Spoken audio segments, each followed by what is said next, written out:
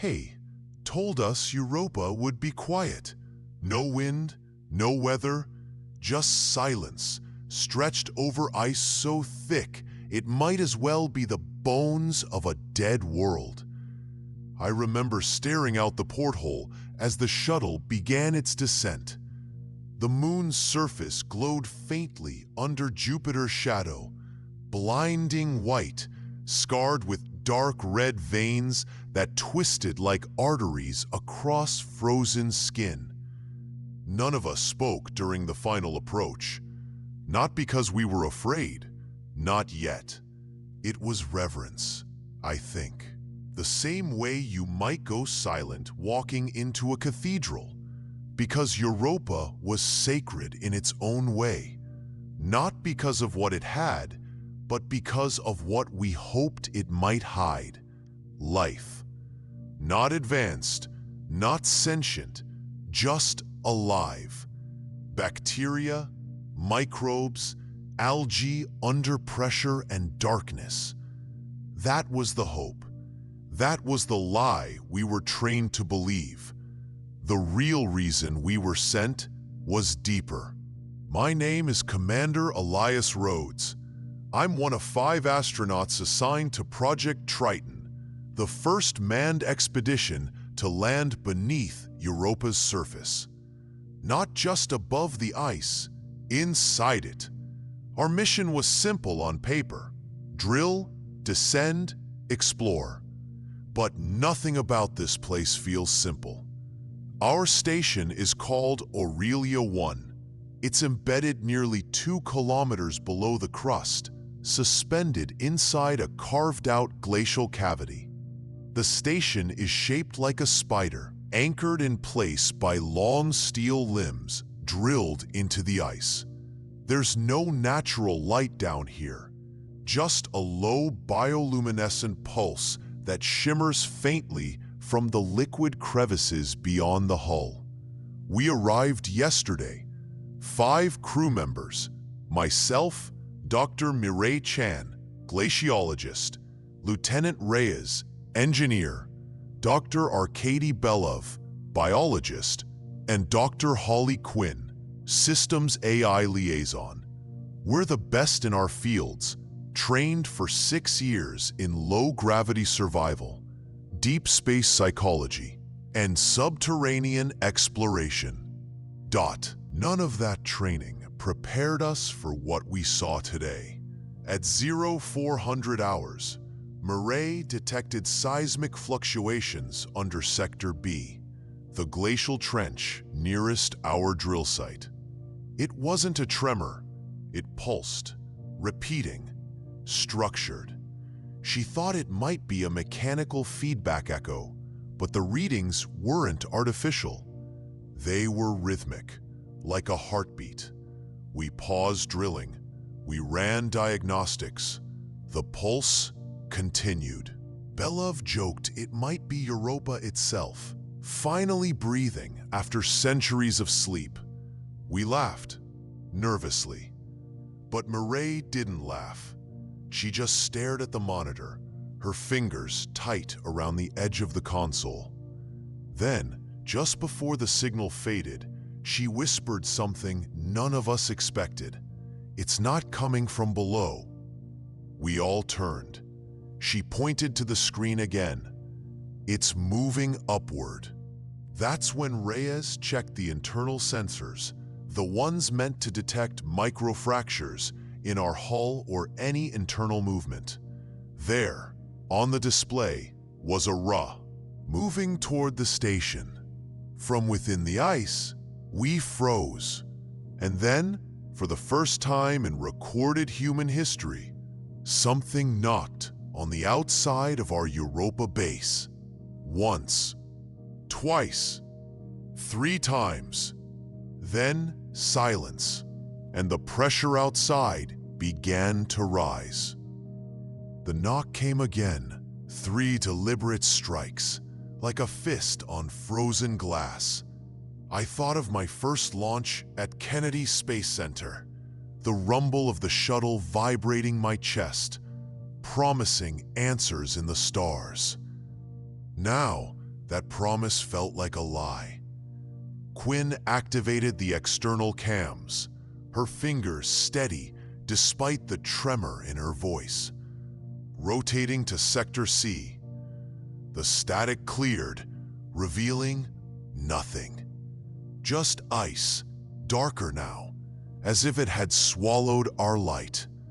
But in the infrared, I saw it, a faint pulse, like veins glowing beneath the surface. Not random, but patterned, like a memory trying to surface.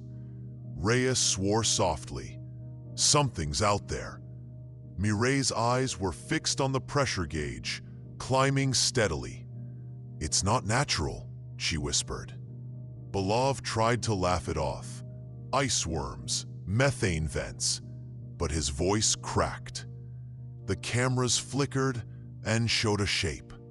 Vast, curved, pulsing faintly, as if it had borrowed our own thoughts to form itself. The sound was faint at first, a tiny pop like the hiss of frozen glass shifting under stress. Then came the next one, louder, sharper, a staccato rhythm of cracking that echoed through the metal ribs of the station. Every light flickered, and the temperature dropped so fast I saw frost creep up the inside of the observation window. No one moved. The window, the one that hadn't existed minutes ago, was still there. But the thing behind it was gone. Just ice again, pale, silent, harmless. But we knew better now. Quinn backed away from the screen. Is it inside the ice? Mireille didn't answer. She was staring at the pressure monitor. It's not just the ice cracking. The structure's integrity is shifting. This thing, whatever it is warping the density of the shell around us. That's not possible, Belov said. You can't change the physical density of glacial ice that quickly. Not without heat or a gravitational distortion, Mireille cut in. Her voice was shaking now. Like something pressing in from another mass, a body. A living one, I added. No one argued. The next fracture was different. This time, it wasn't ice. It was steel. The bulkhead near Sector D groaned. Loud, deep. The kind of sound you feel in your chest. Then came a shudder. The floor beneath us shifted half an inch to the left. Not much, but enough to make every warning system on the station scream at once. Integrity breach, pressure anomaly, hull compromise pending. We bolted into action.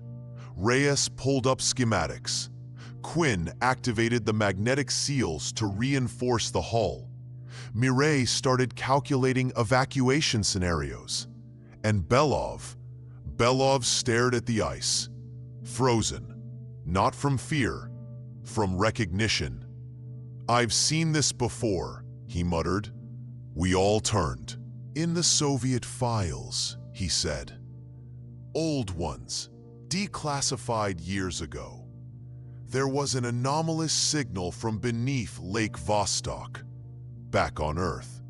A pressure shift, a breach. They said it was seismic. But the patterns, he tapped the screen. These patterns, same as what we're seeing now. You're saying this happened on Earth? I asked. No, I'm saying this started on Earth. The lights cut out. Everything went black. For 2 full seconds, we floated in silence, wrapped in absolute darkness. Then backup power kicked in. Emergency red glow bathed the control room. But something was wrong. The window was gone. No cracks, no frost, just smooth metal where it had been. We looked at each other. No one spoke until the knocking returned.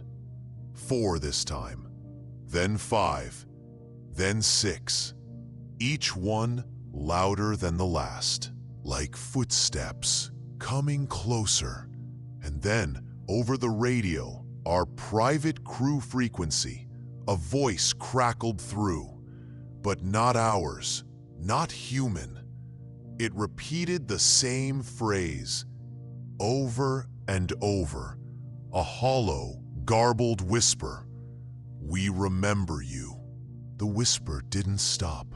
It crackled through the static like it had always been there, waiting. The voice was mechanical, but not artificial, garbled like corrupted radio waves. Male, maybe, ancient, echoed. It repeated the phrase again and again, a little different each time, like a scratched record. "We remember you. Remember you. Member you." And then, the worst one. You came back. None of us spoke. I wanted to believe it was interference, signal reflection, ghosting from our own comms. But I looked at Reyes, and I saw the blood drain from his face. He tapped the console, checked the logs, checked the encrypted crew channel. "It's not from us," he said. Belov leaned in, staring at the waveform. "This signal, it's layered. Look at the harmonics. There's something underneath the voice." Quinn isolated the bands, filtering them one by one until the static hissed into silence. Then a new sound emerged. Lower, organic, wet, breathing, long, slow, not mechanical, not repeating, alive.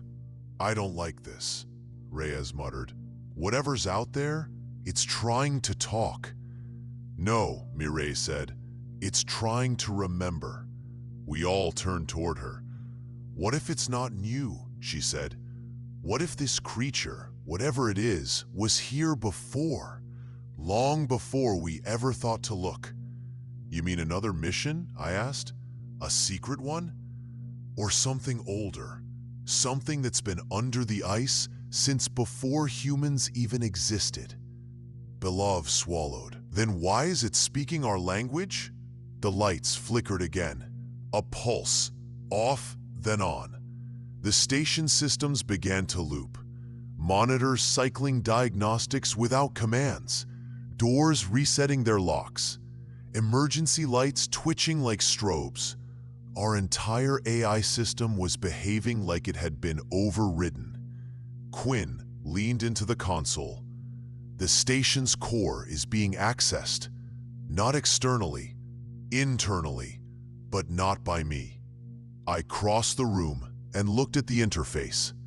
A message was B, one letter at a time.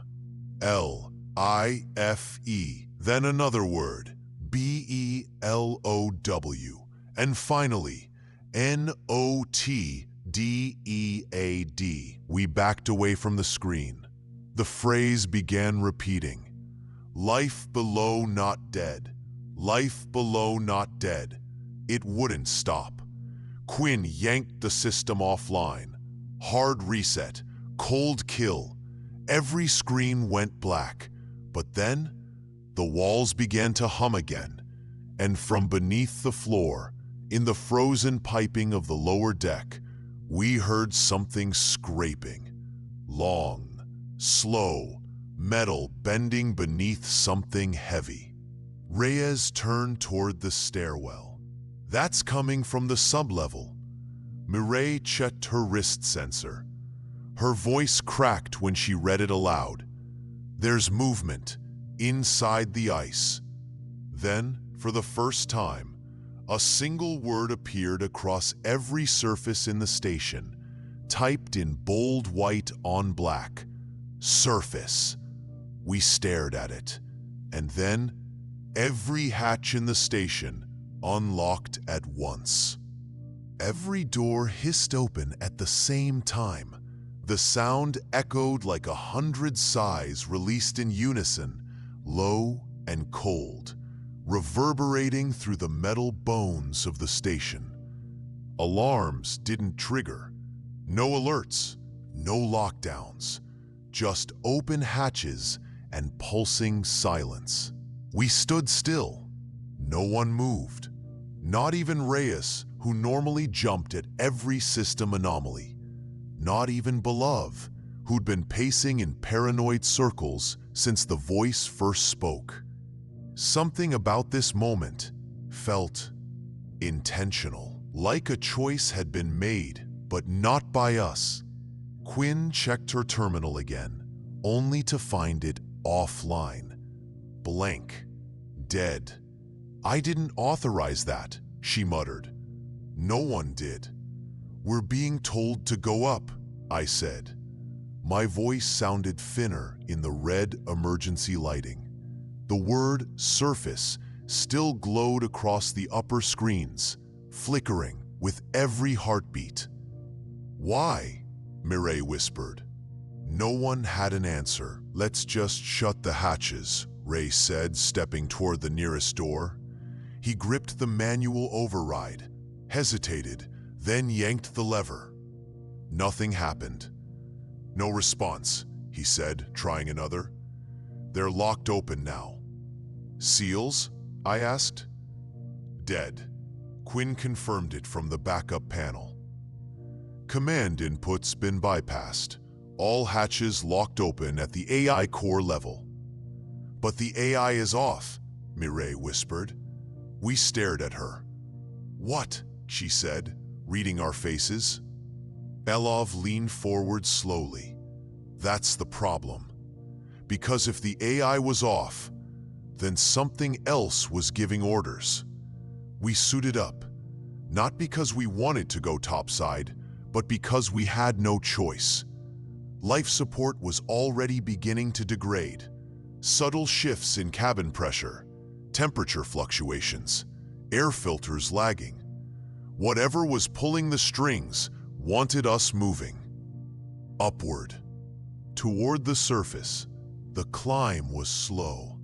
Emergency lighting illuminated the vertical shafts between decks, a red glow that deepened with every level. We moved in silence, except for the occasional crackle of frost breaking underfoot. Every few meters, we passed viewports etched with hairline fractures. None had been there yesterday. The higher we climbed, the louder the sound became. Not knocking this time, thudding, deep, slow, deliberate, like a pulse beneath the crust. The rhythm echoed through the shaft walls, vibrating our suits. It was almost hypnotic. Every third beat came with a flicker of light from the surface tunnel above. Quinn reached the final bulkhead first. "We're here," she said, panting through her mic. I followed and placed my gloved hand against the inner surface. Warm. The metal was warm. That shouldn't have been possible. We were still 30 feet below Europa's ice line. The surface temperatures were lethal, but here, the metal. "I'm opening it," I said. "No," Belov warned. "Wait." But I didn't. I pulled the lever. The hatch hissed, and beyond it was light. Not sunlight, something else. Bioluminescent, pulsing, blue and gold. It poured down into the shaft like fog. We stepped onto the surface, and the first thing I saw was movement under the ice, right beneath our boots, following us. The surface of Europa was never meant to be walked on. Not like this, not by us. We stepped into the glow, blue and gold mist curling around our suits like smoke underwater. But there was no atmosphere here, no moisture to fog or swirl. This light was something else, something that clung without touch. It didn't reflect, it inhabited. We moved carefully across the ice, tethered to each other by cables, boots magnetized, gravity low enough that every step felt like hesitation. But the worst part wasn't what we saw above, it was what moved below. Something massive slid beneath our feet. Not fast, not aimless, tracking us. We could see its silhouette through the translucent surface, like ink suspended in a frozen lens. A ripple here, a shadow there. Once, it passed directly beneath us, and I swear I saw a ridge, a spinal arc, bones maybe. Too large, too perfect. I don't think we're seeing all of it, Muriel said over comms. It's only showing us what it wants. Reyes cursed quietly. That's not how biology works. Are you sure? She snapped. Because nothing we've seen here should work. Ahead of us, the ridge plateaued into a shallow shelf, the site of our original surface camp. A cluster of buried instruments, half covered in frost, flickering under the weight of silence. The beacon tower was still there, but bent sideways like something had brushed it gently with enormous force. Quinn pulled up the logs. These devices haven't been online for 3 days. That's impossible, I said. We activated them less than 48 hours ago. Belov approached the comm array and brushed ice from its panel. Then he froze. I found something, he said. We gathered around him. At first, I didn't understand what I was looking at. The frost had melted in a perfect circular patch, about the size of a dinner plate. Within it, carved into the aluminum panel, were deep scratches. Letters, crude, shaking, but unmistakable. Then below that, still here. We stared at the words. None of us had left the station since landing. None of us had carved this. But the message was fresh. Ice had begun to creep back over it, but not fully. And then I noticed the indentation beside it. A handprint. Human-sized. Frozen into the ice. Reyes whispered, "We're not the first." Suddenly, the ice beneath our feet shifted again. This time, we felt it buckle, upward, like something was surfacing from below. Quinn turned on the infrared. The screen showed heat, a hot mass, rising fast, right beneath us. "Move!" I shouted. We scattered, and then the ice cracked wide open. Not shattered, peeled, like the lid of a can, unzipping along invisible lines. And something began to emerge from the depths. Not all at once, just a limb. Massive, translucent, reaching, searching. The limb touched the beacon tower. It froze for a moment, then retracted. The beacon turned itself on and began transmitting a signal in reverse. We hadn't come to find life. We had been summoned. The beacon shouldn't have activated, not on its own, and definitely not in reverse. It pulsed a red strobe across the frozen surface, casting long shadows that danced across the mist. The sound was wrong, too. No standard ping, no rhythmic satellite call. This was deeper, broken, like an old recording rewound and played backwards at half speed. We watched it blink, then blink again. The pattern was repeating. 3 long bursts, 2 short. Then a pause. It wasn't telemetry. It wasn't data. It was a signal, a response. "What's it broadcasting to?" Quinn asked. She was trying to override the controls, but the signal bypassed everything. Not even a manual shutoff worked. "It's not using any of our systems. The wiring's dead. It's using the metal, the beacon itself." The limb that had emerged was gone now, vanished beneath the open split, but the rift in the ice remained, a perfect oval, still steaming around the edges. Mireille knelt near it, her gloved fingers hovering over the edge. She didn't touch it.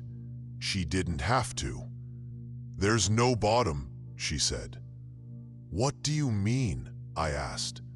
"I dropped a flare. Just now. No impact sound. No reflection. Just gone." Belov was staring at his scanner. "I think that wasn't a limb." We turned. "What?" He looked up slowly. "I think it was an antenna." Quinn stopped what she was doing. "Antenna for what?" "To talk," Belov said. "To find us." Something moved at the edge of the ice field. A blur of motion. Not fast, but wide, massive. We turned, but it was gone. Then another shift. This time behind us. We turned again, only to find nothing. Just empty terrain. But something had changed. The mist was rising. Not fog, but steam, pumping up from the cracks, curling around our boots, obscuring the ridgeline and cutting visibility in every direction. We activated thermal imaging. There were shapes in it, tall, upright, slow, moving through the mist. "Are those people?" Reyes asked. They looked like silhouettes, human-shaped, walking without urgency. Dozens of them, maybe more. Their heat signatures were faint, but real. "They're coming from below," I said, and they were. One by one, they climbed through smaller cracks forming around the main rift, moving with the quiet purpose of things that had done this before. They weren't wearing suits. They weren't moving like they were in Europa's gravity. They moved like they belonged here. One of them stopped, turned its head toward us. Its face was wrong. Long, narrow, hollow where the eyes should have been. Quinn whispered, "That's not human." Reyes stepped back. "They're coming closer." "No," Mireille said. The thermal screen confirmed it. More shapes, now forming a ring. Slowly, deliberately, they circled the five of us. The mist thickened, and then, without warning, every suit HUD blinked once and displayed the same message: "Stay." We froze. Then the message changed. "Remember. Stay. Remember." The words pulsed across our helmet displays in perfect sync, no delay between suits, as if broadcasted from inside the ice itself. No input, no source, just those two commands, repeated, then fading. Then again, slower now. "Stay. Remember." Reyes was panicking. I could hear it in his breath. He kept spinning in circles, trying to count the figures in the mist. They had drawn closer. We could barely make out their faces now, if they could be called that. Elongated features, flesh that looked frozen but pliable, like ice kept breathing. No mouths, just a smooth cavity where the lower face should be. No suits, no protection, yet no frost clung to them. They didn't speak. They only stared. Quinn whispered through the comms, "Why remember? What are we supposed to remember?" Murray didn't answer. She was kneeling again, not to scan, just staring down into the rift. "There's something under us," she said.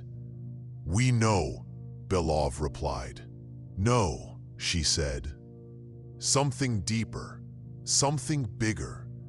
I think what we've seen so far, it's just skin, the edge of it.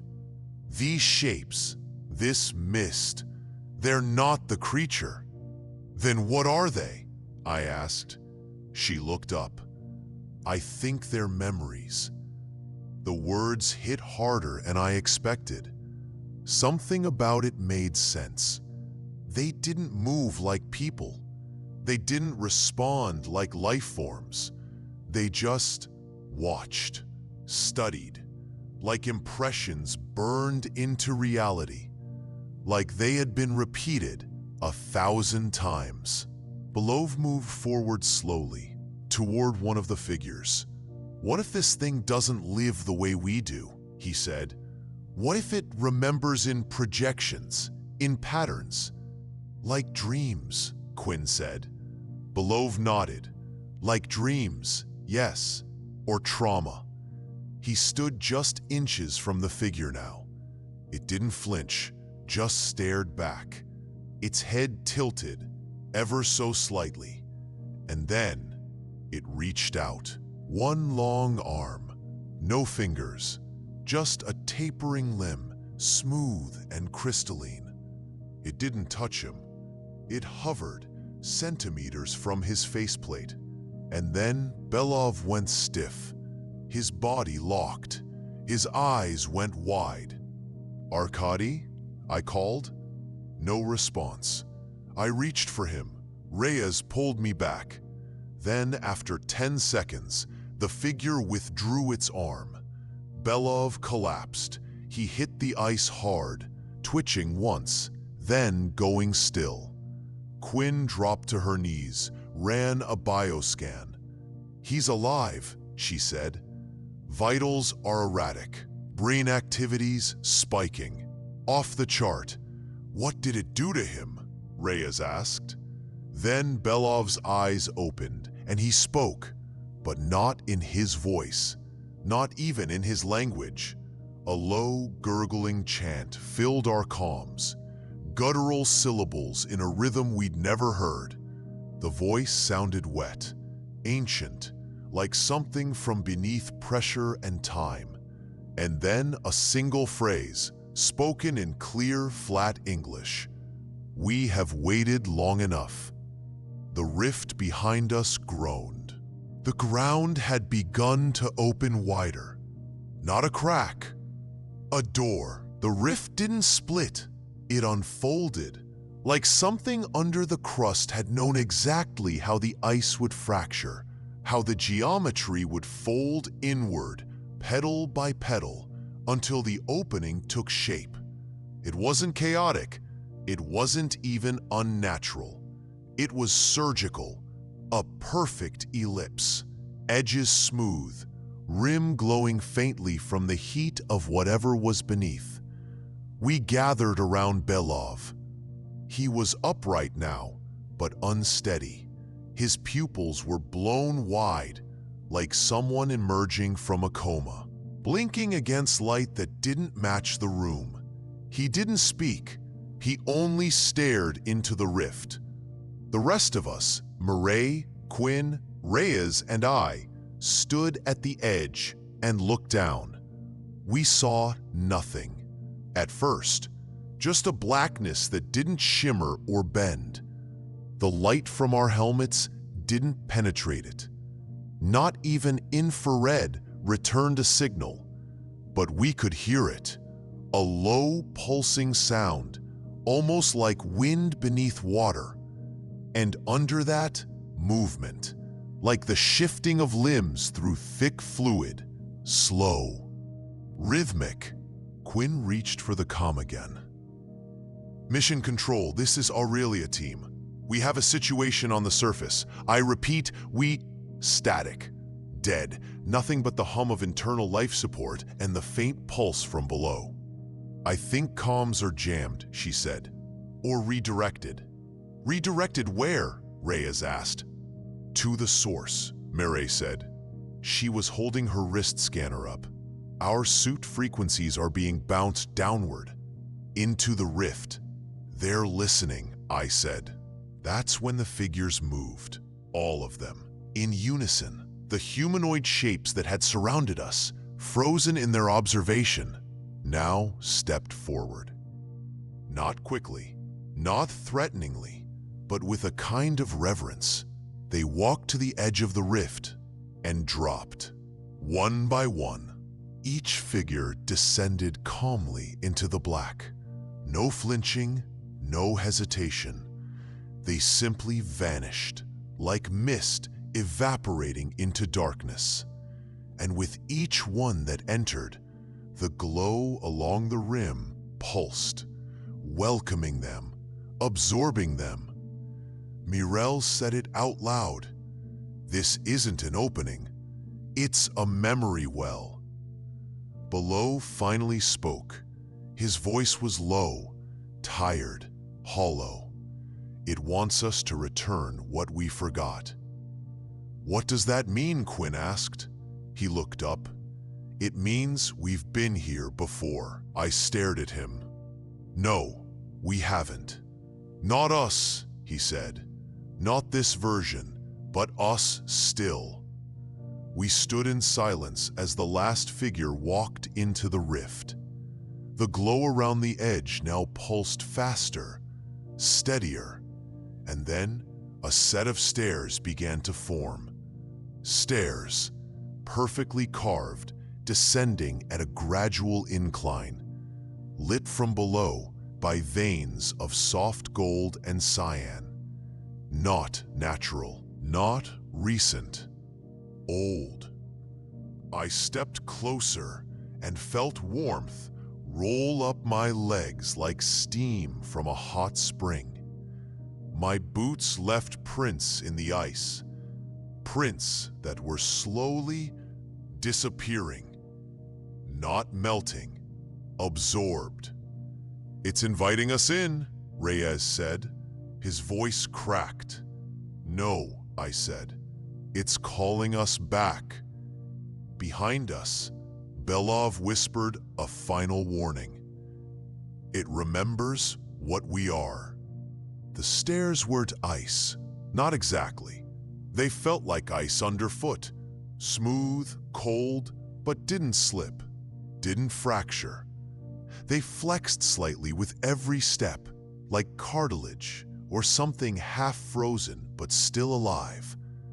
Each time our boots pressed down, a faint ripple spread through the surface, vanishing before the next step. We descended. Quinn took the lead. Mireille followed. I came third, Reyes behind me, and Belov last, silent, eyes glassy. The mist from above thinned the deeper we went, replaced by a quiet so total it didn't feel like silence. It felt like pressure. Like being underwater, the hum of your own blood, the only sound you can trust. There were no walls, but something enclosed us. The space narrowed the deeper we moved, though we never touched a boundary. Just light, pale blue veins pulsing along the ground, sometimes racing up unseen columns, vanishing into invisible heights. The deeper we went, the more we began to hear things. Not out loud, inside, a hum behind the eardrums. Words and voices that didn't exist, sounds that didn't pass through the air. My mother's voice, once, then a dog I'd owned as a child, then silence again. Memory, Belov whispered. It's not just ejecting its own, it's taking ours, one at a time. We stopped. Say that again, Race said, visibly shaken. It's inside us, Belov replied. Each step down, it pulls, remembers for us. I looked back at Mireille. She nodded, jaw tight. I'm thinking of things I haven't thought about in 20 years. Specific things, names, smells, voices. It's creating a map, Quinn said, of us, or maybe rebuilding one. We kept moving. The light grew warmer, less sterile, more golden now, organic, like sunlight passed through amber. Ahead, the stairwell opened into a massive chamber, oval-shaped, its roof lost to shadow, walls made of hexagonal plates shifting subtly, like the surface of a breathing lung. At the center stood a pillar, not carved, grown, twisting upward, pulsing with veins of light.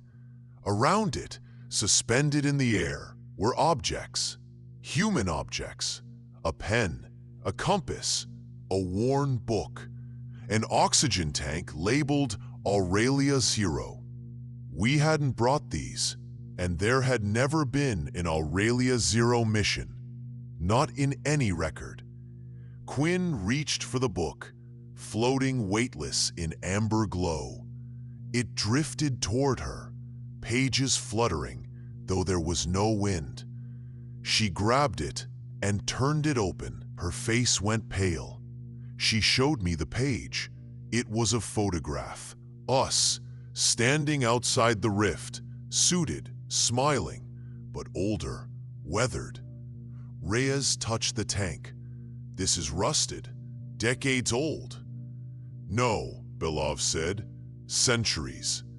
We looked around the chamber, suddenly aware that the steps we took down here, we had taken before. Some version of us, some echo, replayed, reused, remembered.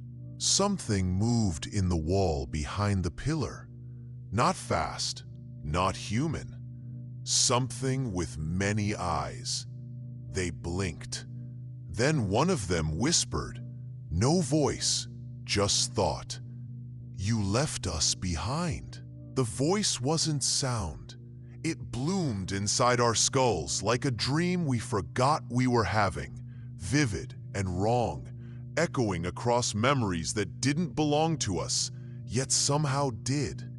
I staggered back from the pillar, and the wall behind it rippled. The eyes blinked again. Not two, not even four. Dozens, all staring, all aware. I saw myself reflected in them. Not just my face, but variations of me. Faces that were older, younger, gaunter, smiling when I wasn't. Wearing suits I didn't recognize. Eyes sunken or burned or blind. All still me. You left us behind, the voice repeated, softer now. Less like a warning, more like a grieving parent. Quinn gasped. It's not talking to us, not just us. Reyes looked around. Then who? And then the chamber shifted. No movement, no quake, just a change in pressure. Like we'd stepped into a new memory. The air felt older, denser. The light dimmed, amber replaced with dull gray. The pillar had withered. The floating objects were... And the chamber was empty. No walls, just black, stretching outward like we were inside a dead cathedral. And then, footsteps, but not ours. Others, shuffling, limping, bare against the floor. One by one, they emerged from the dark. Not the tall, hollow-faced figures from the surface. These were shorter. Human silhouettes, but twisted, misshapen, scarred in places our bodies don't scar.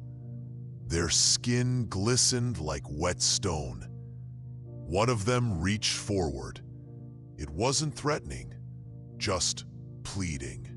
Its hand trembled, and I realized there were 6 fingers, all bent at odd angles, skin stretched thin, blue veins pulsing beneath like something still trying to be alive. Reyes muttered, "I think they're failed versions." "Clones?" I asked. "No," Belov said from behind. "Echoes. Memory constructs that didn't hold." Mireille stepped toward one of them, slow and careful. The figure didn't back away. It reached up to her helmet and touched the glass. A soft sound, like rain on metal. Her screen flickered, then flashed. A vision. Not hers, not ours. The chamber. Hundreds of years ago. Bright, clean. A team of astronauts descending the stairs. One of them looked like me. One like Reyes. The others weren't clear, but their expressions were fearless. Then panic, screams, darkness. Something had come from the walls. Eyes, teeth, a mouth too wide for the body. They ran. The chamber collapsed. Suits ruptured. Bones twisted. The vision ended. Mireille collapsed. Quinn caught her. She's breathing, barely. Brain activity spiking. We turned back to the malformed figures. They had all gone still, waiting. One of them opened its mouth. No tongue, just a hollow, pulsing glow inside its throat. The voice returned, louder now, closer. "We gave you memory. You left us with the pain." The walls came back. The pillar regrew, and the objects returned. But this time, they were each one lit with a pale flame that gave off no heat. A second voice joined the first. Not alien, not human, just wrong. "Will you take them back?" Then silence, and all the eyes closed. We stood in total stillness as the flames licked the air without smoke, without heat, dancing across the objects that should not have existed. The pen, the oxygen tank, the book with our faces in it. They burned, but they did not turn black. They did not char. The fire flickered as if feeding on meaning, not matter. The voice echoed again. "Will you take them back?" No one spoke. "What happens if we say no?" Reyes asked. His voice cracked. Belov turned to face him, eyes haunted. "They don't forget. That's the cost. They keep remembering us, forever." Mireille sat up, dazed, skin pale under her visor. I saw myself in that vision. I died here. The air boiled in my lungs, but it wasn't me, not this me. "It was a version of you," Quinn said quietly. "One that came down the same path, one that made the wrong choice."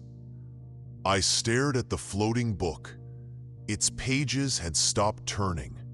One lay open now, a photograph I didn't recognize. A child.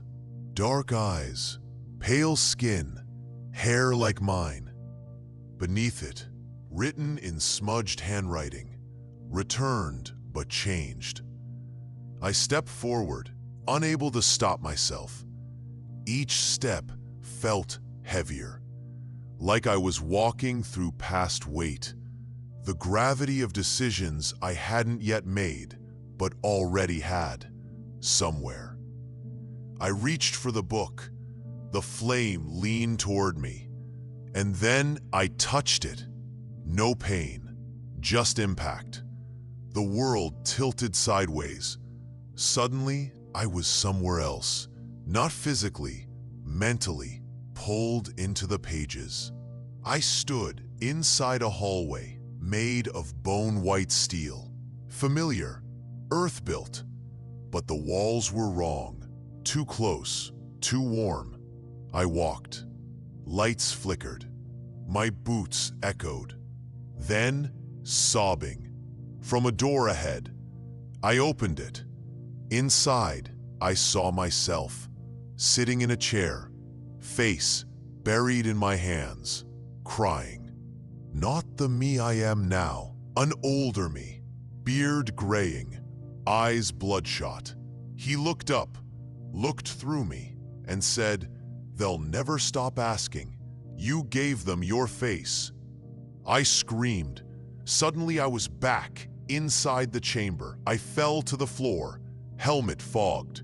Quinn rushed over. "You were gone," she said. "Gone for 10 minutes. What?" I looked at the timer. Only seconds had passed.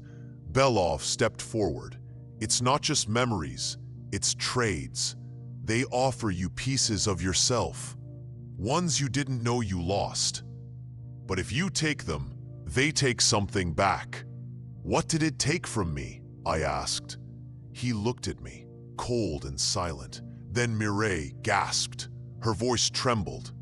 "Reyes, your reflection." We turned. The visor on Reyes's helmet had fogged, but only from the inside. Behind the mist, we saw his face. And behind his face, we saw another, watching. Eyes wide, mouth unmoving, like something riding beneath his skin. He hadn't moved, but his voice came through the comms. "It remembers me now." And the chamber pulsed once. The pillar dimmed, the flame vanished, and the doorway behind us closed. We were trapped. The doorway that had once been a descending corridor now stood flush with the chamber wall, sealed over as if it had never been there. No seam, no switch, no crack to wedge fingers into. Just smooth, pulsing stone, still warm beneath our gloves. Morel pounded her fist against it. Nothing. Quinn was scanning the surface with her visor, whispering curses under her breath. "No heat signatures behind the wall," she said. "No pressure variance. No electromagnetic pulse. It's gone. Like the stairwell was never real." Belov didn't say anything. He just stood in the center of the chamber, staring at the pillar. His hands were trembling. Reyes hadn't moved since we saw the face behind his reflection. His breathing was steady, but his voice hadn't returned. He was silent, watching us, but not with us. He kept turning his head like he was listening to something behind his own thoughts. We were losing him. I stepped forward. "Reyes, if you can hear me, say something. Tap your mic. Anything." Silence. And then his voice came through the comms. Not his tone, not his cadence. "Some of us stayed down here." We froze. Quinn whispered, "That's not him." The voice returned, calm, eerie in its lack of rhythm. "Some of us stayed because we were tired of forgetting."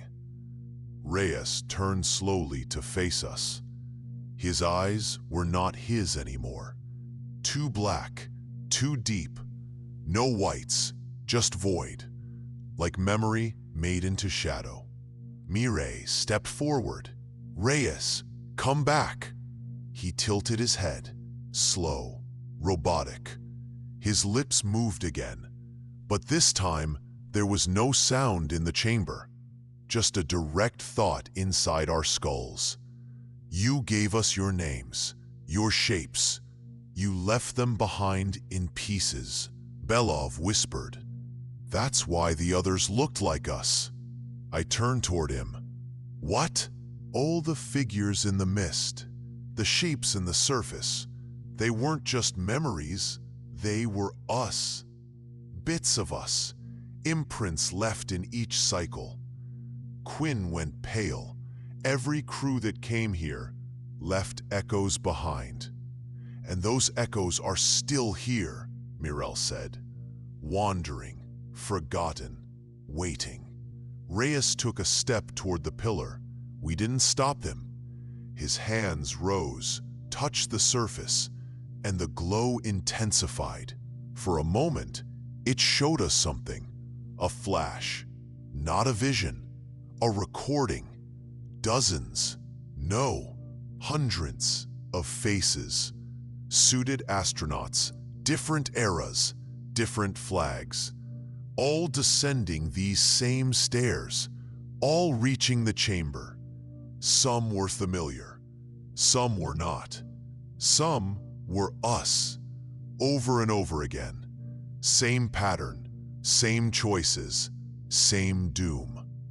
The pillar was a vault, a place of stored memory, not for itself, but for us, so we would never forget what we had buried. Reyes looked back once more, and in a moment of clarity, his voice returned. Tell. Then the pillar swallowed him. No flash, no scream, just gone. Like he'd returned to where he belonged. The wall behind us reopened. The stairs glowed again. But there was one more thing. All our suits, every screen, every monitor, displayed the same message in soft, flickering gold. One of you must stay. The words glowed on every screen, every visor, pulsing like a slow heartbeat. One of you must stay. Mireille stepped back from the pillar as if it had reached for her. Quinn's eyes darted across the room, scanning for an exit that wasn't there. Belov dropped to a knee, not out of fear, but fatigue. The kind that settles into bone when you realize your fate was sealed long before you arrived. The staircase behind us waited, glowing faintly, cool blue veins twisting like roots into the dark. It was open again. We could leave, but not all of us. What does it mean, stay? Quinn asked. Physically? Mentally? Is it offering us a choice or demanding it? Belov spoke without looking up. It's always been a trade, memory for memory, a cycle. One stays, the others carry what they saw back, or forget. It wants us to carry the truth, I said, but it can't let all of us go. Not if we all remember.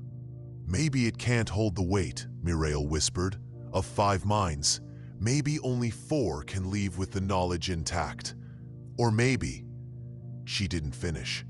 Belov rose slowly, brushing frost from his knees. He pointed at the pillar. It's full, overloaded, centuries of memories, trapped versions of us, or others like us. Maybe when one stays, it makes room for the next. If no one stays, Quinn asked. Belov didn't answer. Instead, he reached toward his helmet and began unlocking the seal. Wait, I grabbed his wrist. What are you doing? I'm already part of it, he said. It spoke through me. It showed me things I wasn't supposed to see. Maybe that's why it let me live.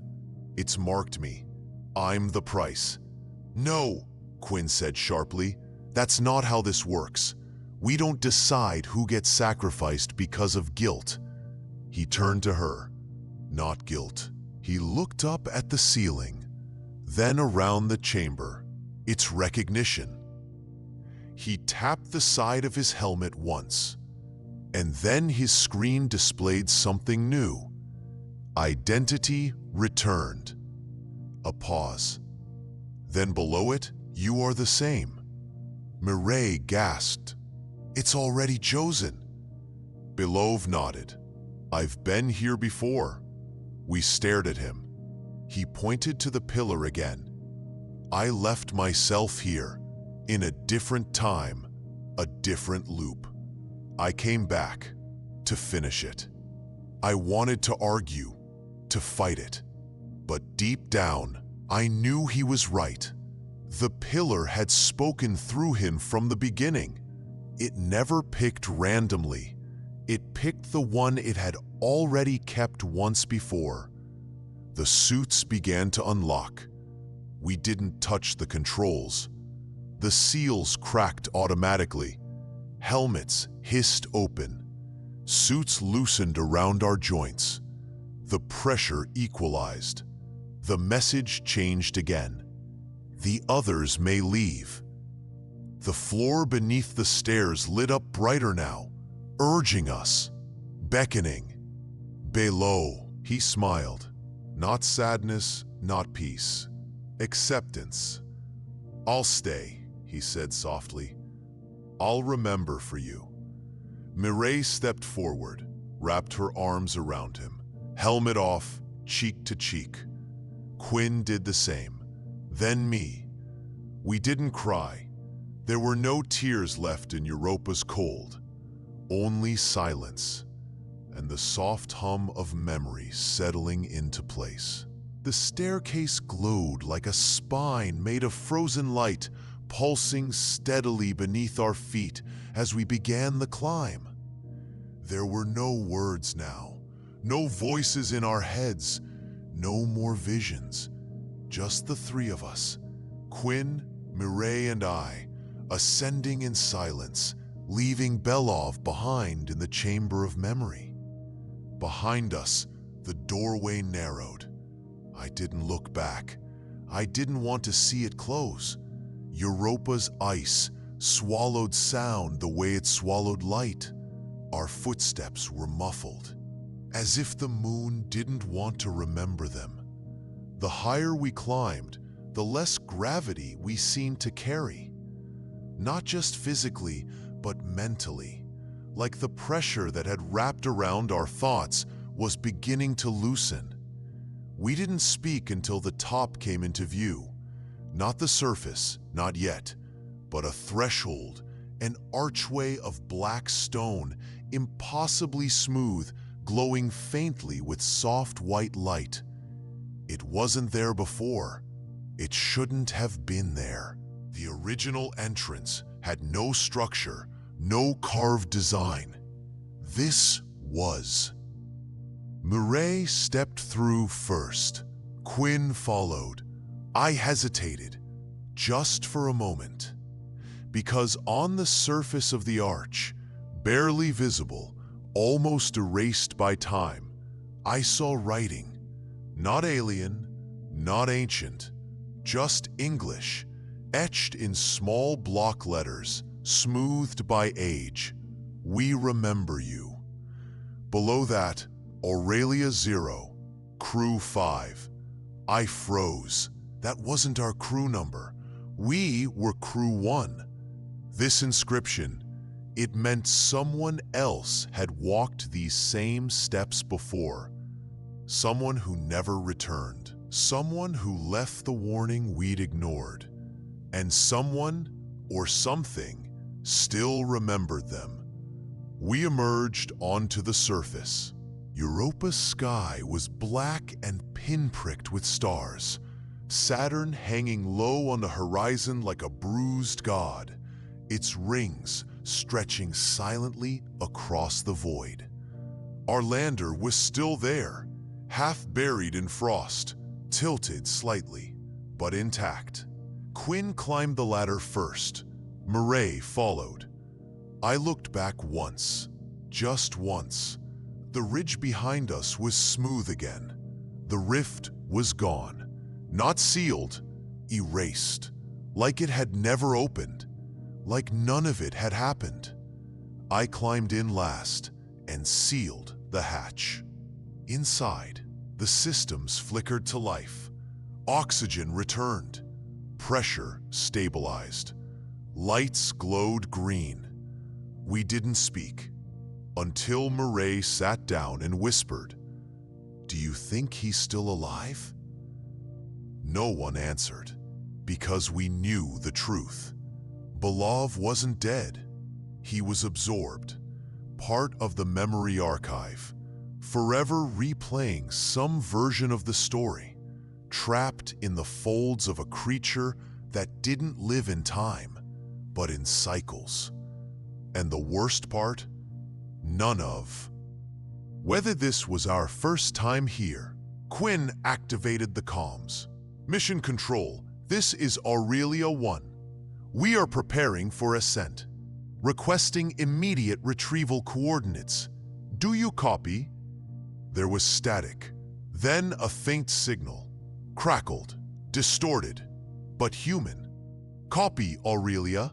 You're cleared. Welcome home." But something was wrong. Not the words, the voice. I knew that voice. It was Belov's. We stared at the comms panel like it had just spoken in tongues. But it hadn't. It had spoken in Belov's voice. Clear, unmistakable. "Copy, Aurelia. You're cleared. Welcome home." Quinn sat frozen in the pilot seat, her hand still hovering over the throttle. "No," she muttered. "That's impossible. That was his voice." Mireille shook her head slowly. "It can't be. He's down there. We saw him stay." I leaned closer to the panel, rewound the audio, played it again. Same tone, same inflection, same small dry catch at the end of the sentence that only Arkady Belov ever had when he spoke through the radio. He had a smoker's rasp that no AI could fake. No simulation, no mimicry. It wasn't just similar, it was him. "But how?" I whispered. Quinn exhaled through her nose, slowly, like someone trying to keep from hyperventilating. "It's a recording. Has to be. Maybe some artifact left over. Static bouncing from a probe." Then the comms. "Prepare for approach vector Alpha 9. Fuel readings indicate 62%. Confirm status." Same voice, live transmission. This wasn't a recording.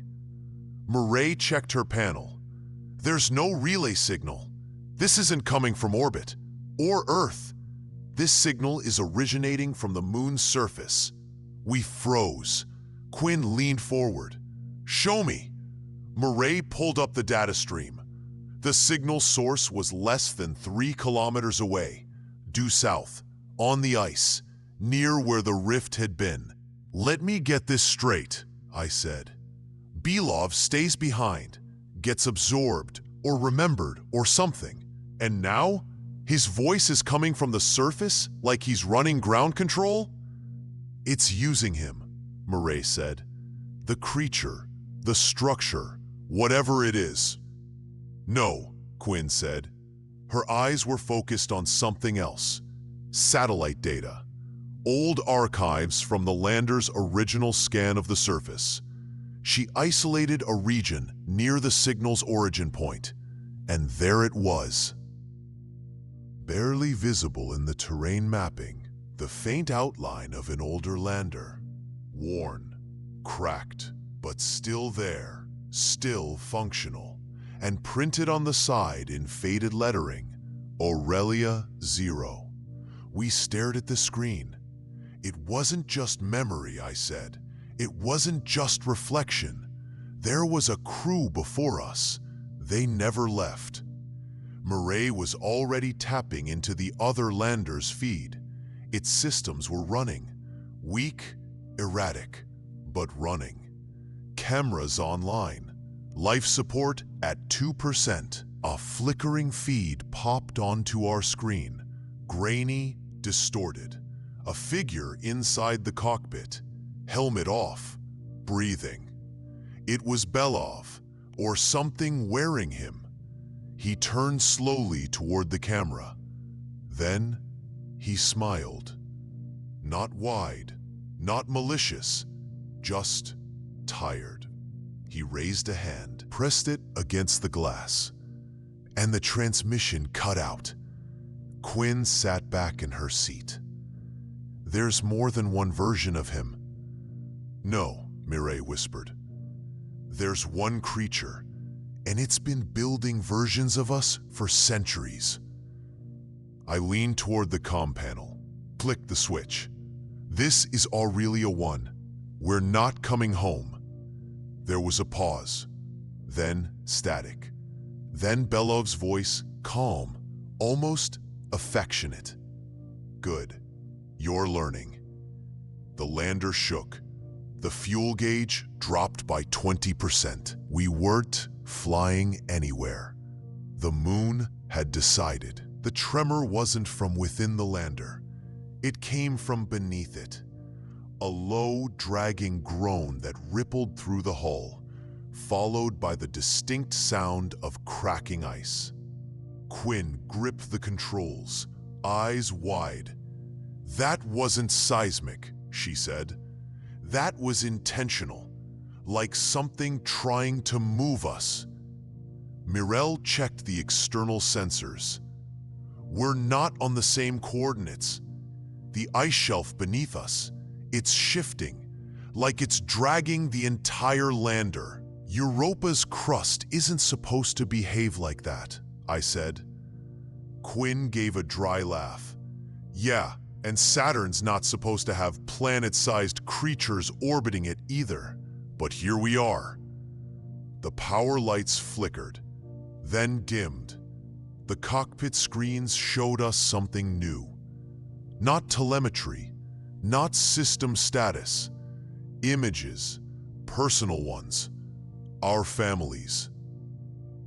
Quinn's brother, Mireille's daughter, a photo of my father I hadn't seen since he died, all pulled from files we never uploaded, folders buried in subdirectories we didn't remember copying over. It was digging, reaching through memory, through fear, through guilt. The comms panel came back online, and this time we all heard it. Not Belov, not static, a chorus, voices, blended, dozens of tones layered into one seamless, distorted hum. You made us, you buried us, you forgot. Quinn stood up and slammed her fist into the wall. What do you want from us? Silence. Then, to finish the remembering. Outside, the ice cracked again. The lander listed to the right. Slowly, subtly. Mireille pulled up the external camera feed. She gasped. The rift had reopened, but not in the same place. This time, it was under us. A glowing maw, a perfect circle ringed with that same pale blue light from the chamber. But now, something was rising out. Not just humanoid, familiar. They had our faces, all of us. Versions of me, Quinn, Mireille, even Reyes and Belov. Some were old, some young, some disfigured, some perfect. All emotionless, walking calmly across the ice, surrounding the lander in concentric rings. They're us, Mireille whispered. Failed copies, reflections, puppets. A voice whispered in my skull. You were never supposed to leave the archive. Suddenly, the interior lights shut off, and a figure appeared in the cabin. Standing right at the hatch door, helmeted, visor down, suit marked Aurelia 1. Me. It was me. Not a mirror, not a projection, another me. It raised a gloved hand and pointed at my chest. My screen flickered. Replacement identified. Mireille pulled her sidearm. Quinn grabbed her wrist. Don't shoot it. Why not? Because that's not the only one. I turned. There were more. Behind Mireille, behind Quinn. All of us, double, waiting. One of them stepped forward, and I swear it smiled beneath the visor. A voice entered all our minds, calm, deep, layered. We can't leave until you decide which one is real. And the hatch opened. The hatch yawned open with a hiss. Europa's breath rolling in like fog, curling around our feet. Cold air hit my face like static, even through the suit. The silence outside wasn't peaceful. It was dense, suffocating, like sound was being swallowed before it could even form. The copies stood still. Dozens of them, perfectly arranged in rows, all of them identical to us. Same suits, same movements, same breathing patterns. Their visors were still down, but I knew what lay behind them. My face, Mireille's, Quinn's, all borrowed, all hollow. They're not attacking, Quinn said quietly, her sidearm now drawn but lowered. Why aren't they attacking? Because they don't need to, I replied. They don't want to kill us. I turned to face the nearest version of myself, standing just beyond the hatch. It tilted its head slightly, the way I did when confused or calculating. It was watching me, waiting for something, judging. Mireille's comms clicked on. A new message appeared on all three of our visors. Trial initiated. Then, only the original may return. What the hell does that mean? She hissed. We got our answer a second later. The others, the copies, moved, but not toward us. They moved toward each other. One of Mireille's versions lunged at another, tackled it to the ground, helmet slamming into the ice. Two Quinns locked together, grappling in perfect unison, neither gaining ground. Dozens of me were shoving, wrestling, eliminating each other. What are they doing? Quinn asked. They're trying to figure it out, I whispered. They don't know who's real either. They're not under control anymore. They're autonomous now. The message changed again. Find yourself or be replaced. The hatch lights turned red. The countdown started 10 minutes before lockdown, before we were trapped inside forever or replaced. Then something even worse happened. I felt it. A thought that wasn't mine slid into the back of my skull like a wet hand.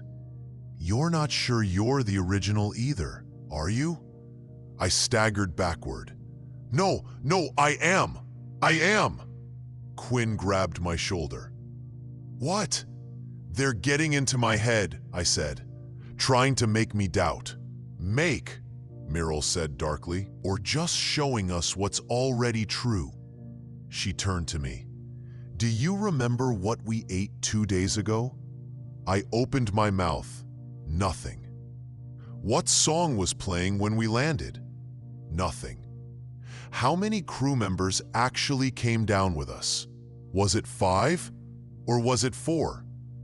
I backed away. The copies kept fighting, reducing in number. Dozens became 20, then 15.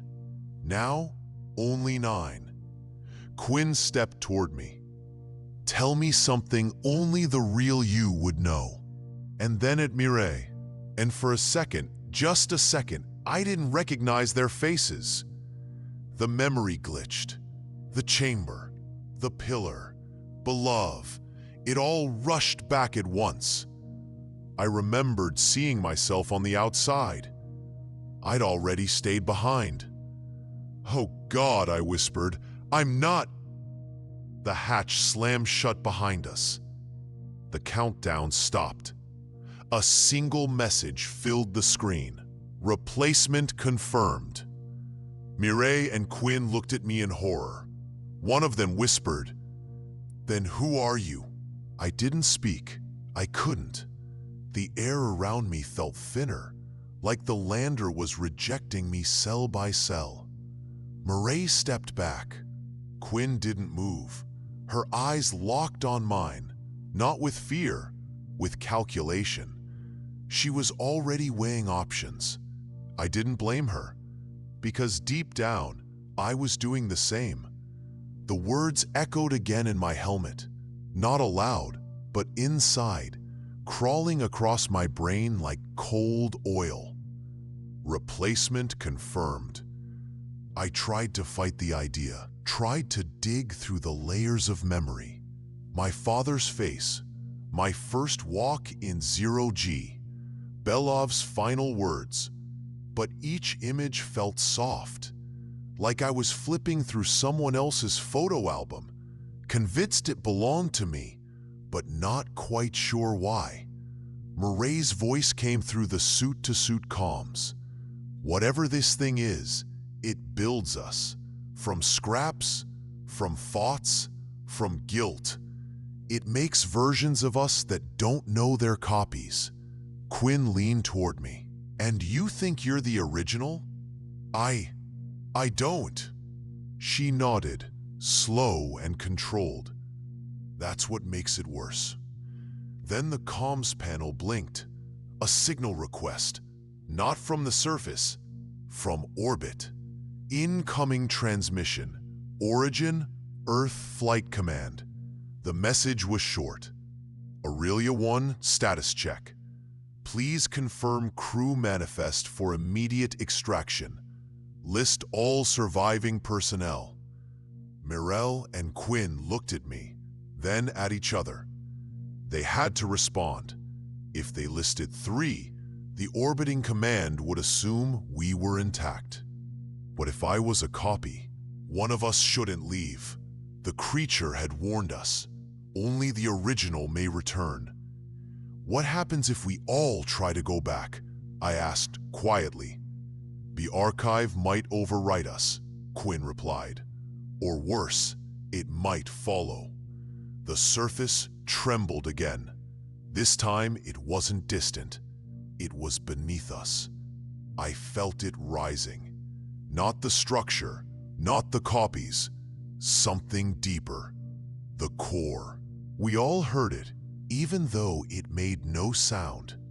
That bone-deep knowing, like the moon itself, was preparing to expel us or absorb us. "Crew manifest required," the flight controller repeated. Mireille's hand hovered over the comm switch. She looked at me one last time, then spoke.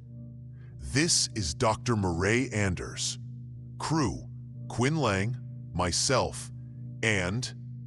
Silence. 3 seconds. 4. She didn't say my name.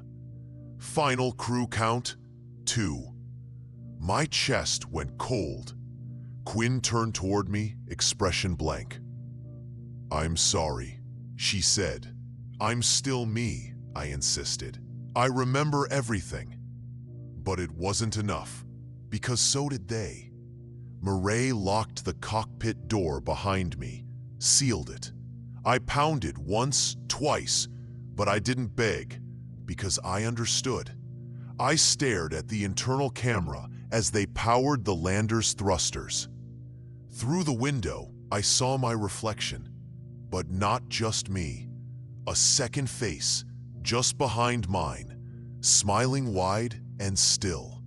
I'd never seen it before, but it had always been there. The passenger, the echo, the thing that Europa had returned. As the lander lifted into the sky, The message flashed one last time on my visor. You are remembered.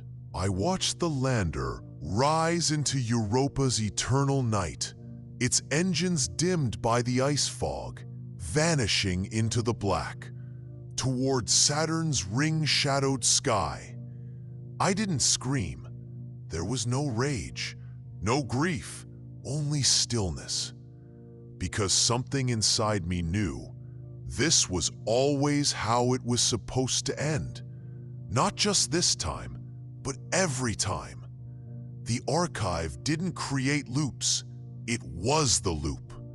A recursive memory machine, rebuilding the same expedition with new pieces, new minds, new guilt, searching for something it had long forgotten, a version of us that wouldn't run. I stepped away from the empty clearing where the lander had once been. The other versions were gone now, melted into the snow, reclaimed. I was the only one left, or at least the only one still aware. The comms clicked once, no voice, just static. Then a whisper, one I hadn't heard since Earth, my father's voice. You always had to be the one who stayed. The wind howled across the plains. I followed it.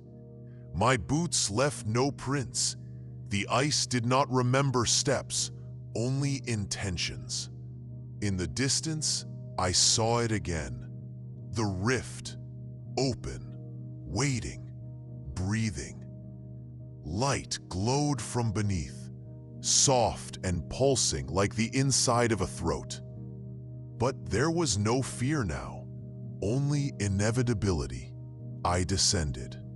Not quickly, not slowly, just down.